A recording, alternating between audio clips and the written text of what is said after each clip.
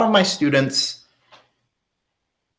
and myself and my friends and family, I think COVID is a real time to reflect. You know, there are some of my friends and students who through COVID have kind of thought, I don't, when they were given the opportunity to kind of take a rest from all of the things that music or getting a music degree or the grind of trying to advance in the profession, they came to a realization that maybe it doesn't matter as much as I thought it did. Or maybe some of the things that I really thought I cared about, I didn't care about. Other musicians and professionals have taken this time, like, finally I have the time to practice. Finally, I have the time to do this thing that I wanted to do. And I think my biggest piece of advice is to be really honest with what you feel right now in quarantine.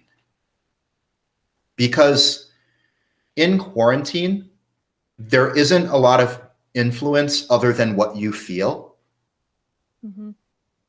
When there's less just happening, you know, the next performance, the next recital, the next, you know, student to teach. And you're not just going from one thing to the next. You have time to not only think, but also to feel and to be really honest with these feelings, I think could prove for a lot of personal growth.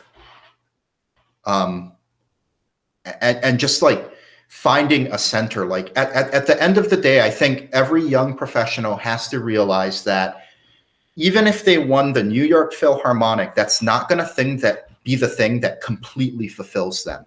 And when we're 16 years old, 18 years old, 20 years old, sometimes even 30 years old, we may get under the impression that it is.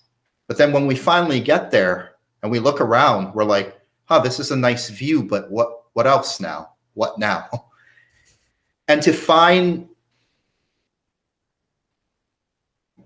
the view that makes you happy and not just getting to the top is really hard. But I think respecting some of these feelings that come in quarantine is important. You know, there are a lot of people who will say, oh yeah, make sure that you're just like preparing and practicing because the next audition is coming, and those who prepare, they're going to be the ones who win because they kept sharpening the tools. They're gonna, you know, or they're gonna take this time to repair their tools, and then they're gonna come out with these new tools to farm even better. Like, you know, like there's this whole like sort of like blue collar capitalist like kind of thing. But like maybe actually, if you don't want to practice because there's not a next performance or not a next thing or not, or maybe that's something to think about, because I think a lot of people want to play in Chicago Symphony or something like that.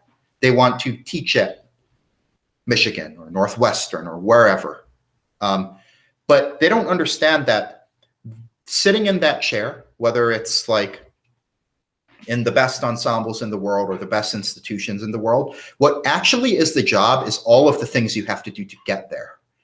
And, you know, sitting in the practice room, getting your terminal degree, all of these things that you might have to do to get there, take audition after audition, learn to accept rejection. That's the job. Sitting in the chair is like 10% of that. And if you don't want to do the job, don't do the job. And I think it's for many young professionals, they don't understand that the chair is not the job. Everything else is.